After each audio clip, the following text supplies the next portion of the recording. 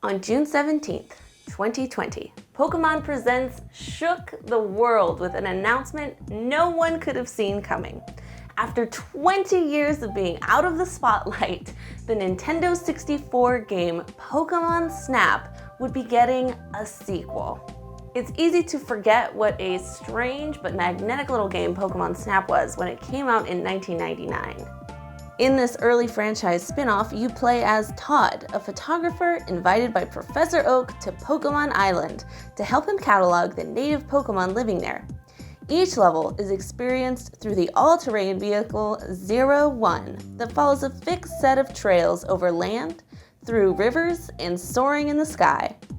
As you ride through, you can turn and point your camera at Pokemon, trying to capture them exhibiting interesting behavior or interacting with each other in fun ways. The original Pokemon Snap website compares the experience to riding the rails at Jurassic Park, which is a very interesting comparison, but I would have loved to play that version of the game.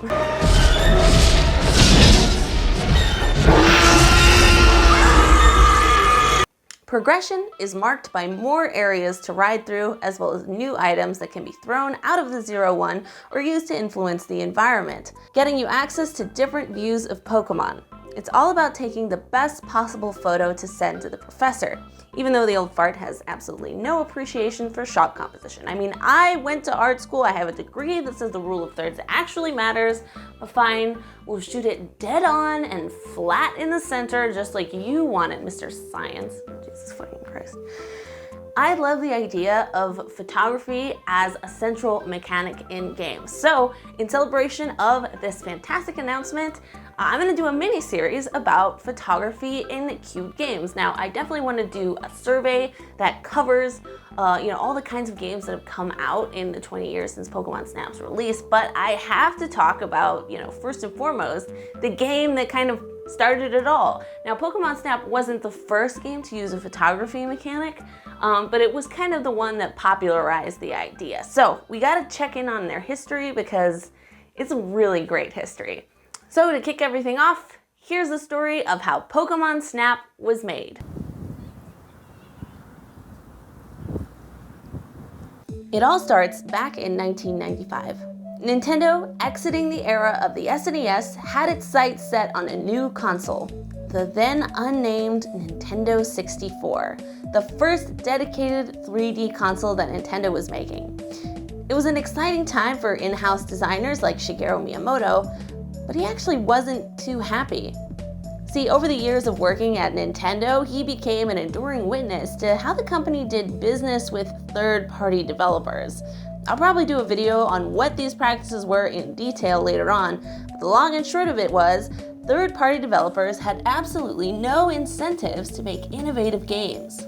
I mean, think about it. If you're a third-party designer, Nintendo isn't footing your bill. In fact, you are paying them to be able to use their hardware. So designers couldn't take risks. They had to just make variants of what they knew was already popular. In that respect, the Nintendo 64 posed a big problem. It was a dedicated jump from 2D to 3D, which was almost completely unexplored territory for home consoles at the time. And, the peripherals on this thing were gonna be totally crazy. There was a brand new controller with we still to this day don't exactly know what was going on with that controller. But the point is, in order to make the 3D aspect of this work, Nintendo needed designers to create something uncommon with their brand new hardware. Miyamoto found himself in a meeting with Nintendo president Hiroshi Yamauchi and Satoru Iwata, who was the president of HAL Laboratories. And it turns out that Iwata was kind of feeling the same way. So the trio came up with an idea. After that talk, I said, how about we do something to challenge current manufacturing practices? Mr. Miyamoto said, let's create a team. If this new team got together to make a cutting-edge game, they could do something interesting that hadn't been thought of before. Let's find people who want to make games freely without being restricted by their organization. Nintendo could support the project in a way other than mid-career development.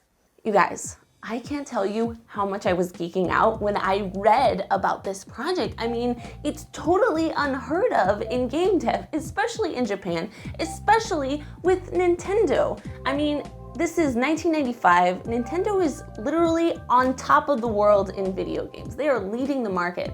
They could have had their pick of talent. They could have pulled someone from inside of their giant organization, but they didn't do that. They put an ad out. I mean, please, imagine what it would be like if something like that were to happen today. You're at home, you're sitting, eating breakfast, you're ignoring your loved ones to scroll through social media, and you see an ad from Nintendo.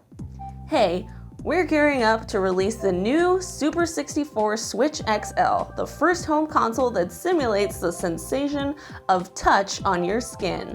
Finally, know what it feels like to be caressed by all 3,089,000 of Mario's individual mustache hairs as he kisses you like a tender lover.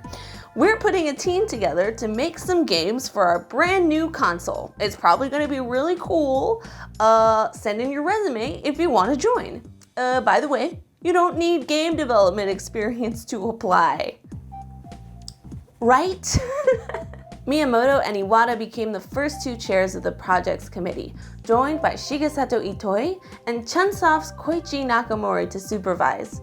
The founders ended up reading through over 550 applications, narrowed to 50 for an in-person interview, and down even further for the final team, which was probably about 10 to 15 people. Itoi called the plan Jack's Beanstalk Project. If you've read about Pokemon Snap's history before, you've probably heard that Pokemon Snap used to be a game called Jack and the Beanstalk. But this is actually a bit of a mistranslation. The truth was, Jack's Beanstalk wasn't the name of a game that Nintendo was working on. It was the name of a team that they had put together. In the fairy tale, Jack has these beans that he thinks are worthless, and he kind of tosses them out.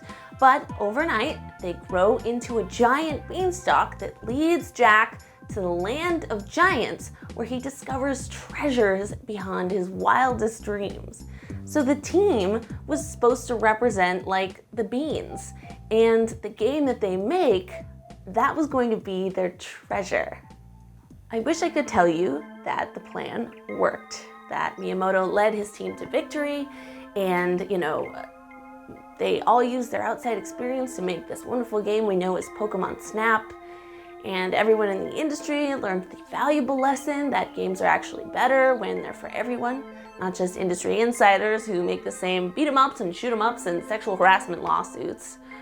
I wish so hard. That is a story that I am going to be telling you because, in my mind, this experiment was so noble and ahead of its time that anything less than 110% success rate is an injustice to me. But unfortunately, that's not what really happened. What really happened sucked.